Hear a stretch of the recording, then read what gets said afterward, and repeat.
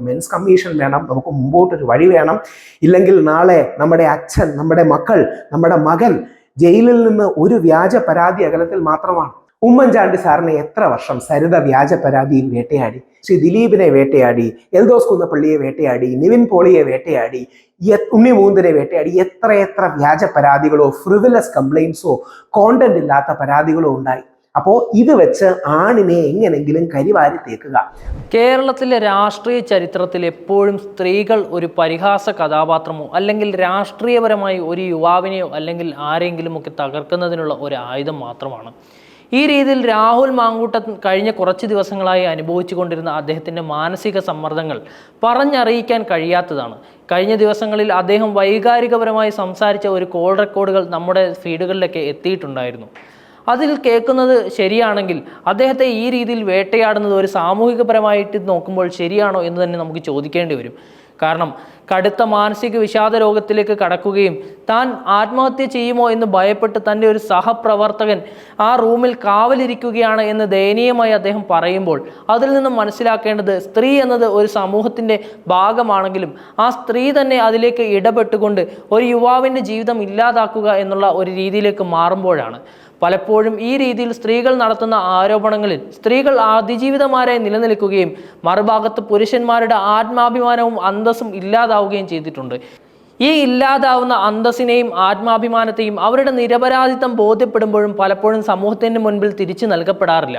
ഈ രീതിയിൽ മുന്നോട്ട് പോകുന്ന ഈ ഒരു സാഹചര്യത്തിൽ പ്രമുഖ സോഷ്യൽ മീഡിയ ഇൻഫ്ലുവൻസർ ആയിട്ടുള്ള രാഹുൽ ഈശ്വർ നമ്മോട് പ്രതികരിക്കുകയാണ്.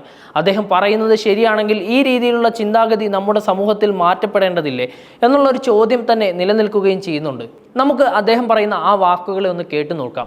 ഉമ്മൻചാണ്ടി സാറിനെ എത്ര വർഷം സരിത വ്യാജ പരാതിയിൽ വേട്ടയാടി, ശ്രീ ദിലീപിനെ വേട്ടയാടി, എൽദോസ് കുന്നപ്പള്ളിയെ വേട്ടയാടി, നിവിൻ പോളിയെ വേട്ടയാടി, ഉണ്ണി മൂന്നിനെ വേട്ടയാടി. എത്ര വ്യാജ പരാതികളോ ഫ്രിവിലസ് കംപ്ലൈൻസോ കോണ്ടന്റ് ഇല്ലാത്ത പരാതികളോ ഉണ്ടായി. അപ്പോൾ ഇത് വെച്ച് ആണിനെ എങ്ങനെങ്കിലും കരിവാരി തേക്കുക.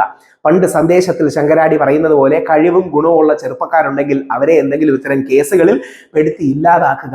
ഇതല്ലേ നമ്മുടെ നാട്ടിൽ നടക്കുന്നത്? അതിശക്തമായി അതിനെതിരെ പോരാടണം. ഒരു മെൻസ് കമ്മീഷൻ വേണം. നമുക്ക് മുമ്പോട്ട് പോകാൻ കഴിയണം. ഈ പോരാട്ടം നമ്മൾ തുടർന്നും മുമ്പോട്ട് കൊണ്ടുപോകാൻ നമുക്ക് കാണണം. ഏറ്റവും മോശകരമായ ഒരവസ്ഥയാണ് നമ്മുടെ നാട്ടിൽ ഇപ്പോൾ നിലനിൽക്കുന്നത്. ഒരു പുരുഷനെതിരെ, രാഹുൽ മാങ്കൂട്ടത്തിനെതിരെ പരാതി പോലുമില്ല. ഓർക്കുക, രാഹുൽ മാങ്കൂട്ടത്തിനെതിരെ പരാതി പോലുമില്ല. ആ അവസരത്തിലാണ് വെറും വ്യാജ ആരോപണങ്ങളുടെ പേരിൽ രാഹുൽ മാങ്കൂട്ടത്തിലിനെ ചില ആൾക്കാർ ആക്രമിക്കാൻ നോക്കുന്നത്. റിനി എനിക്കെതിരെ ഒരു പരാതി കൊടുത്തതായി കണ്ടു, ഞാൻ സ്വാഗതം ചെയ്യുന്നു. റിനിക്കെതിരെ ഒരു പരാതിയുമായി ഞാൻ പോകും. വ്യാജ പരാതികൾ കൊണ്ട് എൻ്റെ റെപ്യൂട്ടേഷനെ ഇഞ്ചുറി ചെയ്യാൻ ശ്രമിച്ചു. വ്യാജ പരാതികൾ കൊണ്ട് എന്നെ ഇൻറ്റിമിഡേറ്റ് ചെയ്യാൻ ശ്രമിച്ചു. ഫ്രിവിലസ് കംപ്ലൈൻറ്റ്സ് കൊണ്ട് എന്നെ ഇൻറ്റിമിഡേറ്റ് ചെയ്യാൻ ശ്രമിച്ചു. ഓൾറെഡി ഞാൻ എൻ്റെ അഡ്വക്കേറ്റ്, ഹൈക്കോടതിയിലെ അഡ്വക്കേറ്റിനോട് ഒരു കംപ്ലൈൻറ്റ് പ്രിപ്പയർ ചെയ്യാൻ പറഞ്ഞിട്ടുണ്ട്. അതിശക്തമായ രീതിയിൽ അതിനെ നേരിടും.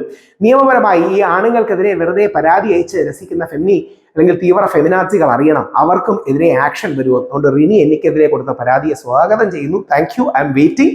റിനിയും അതേപോലെ പരാതിയുടെ ചൂട് എന്താണ് എന്നറിയാനിരിക്കുന്നേ ഉള്ളൂ. നമുക്ക് കാണാം. അതുകൊണ്ട് ഇത്തരം വ്യാജ പരാതികളെ അവസാനിപ്പിക്കാൻ നമുക്ക് മെൻസ് കമ്മീഷൻ വേണം, നമുക്ക് മുമ്പോട്ടൊരു വഴി വേണം.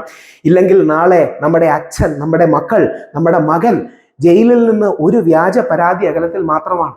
ജീവിത തകർച്ചയിൽ നിന്ന് ഒരു വ്യാജ പരാതി അകലത്തിൽ മാത്രമാണ്. ഇത് നമ്മൾ തിരിച്ചറിയണ്ടേ?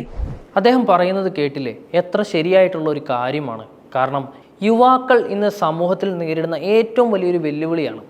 പ്രണയബന്ധത്തിലേക്ക് ഏർപ്പെടുകയോ അതല്ല എങ്കിൽ മറ്റേതെങ്കിലും തരത്തിലുള്ള ഒരു സൗഹൃദ ബന്ധത്തിലേക്ക് കടക്കുകയോ ചെയ്തതിന് ശേഷം പിന്നീട് ബാഹ്യപരമായിട്ടോ അതല്ലെങ്കിൽ ആന്തരികപരമായിട്ടുള്ള ബന്ധങ്ങളിലേക്കോ ഏർപ്പെടുന്നതിന് ശേഷം അവർ പരസ്പരം ഇരുവരും സമ്മതത്തോടു കൂടിയാണ് ചെയ്യുന്നത്.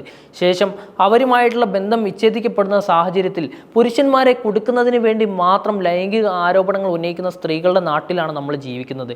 ആ രീതിയിൽ പുരുഷന്മാർക്ക് നീതി നിഷേധിക്കപ്പെടുന്ന ഈ കാലഘട്ടത്തിലും ഈ സാഹചര്യത്തിലും പുരുഷന്മാർക്ക് വേണ്ടി ശബ്ദിക്കാൻ ഒരു പുരുഷ അസോസിയേഷൻ വേണ്ടതില്ലേ? ഈ രീതിയിൽ പുരുഷന്മാർക്കും ഒരു കമ്മീഷൻ വേണ്ടതില്ലേ? പുരുഷന്മാരുടെ നീതിയെക്കുറിച്ച് സംസാരിക്കുന്നതിനും പുരുഷന്മാരുടെ നീതിയെക്കുറിച്ച് സംസാരിക്കുന്നതിനും പുരുഷന്മാരുടെ അവകാശങ്ങൾ സംരക്ഷിക്കുന്നതിനുമായും ഇത്തരത്തിലുള്ള ഒരു കമ്മീഷൻ വേണ്ടതുണ്ടോ? നമുക്ക് അടുത്ത ദിവസങ്ങളിൽ ഇതിനെക്കുറിച്ച് ചർച്ച ചെയ്യേണ്ടതുണ്ട്.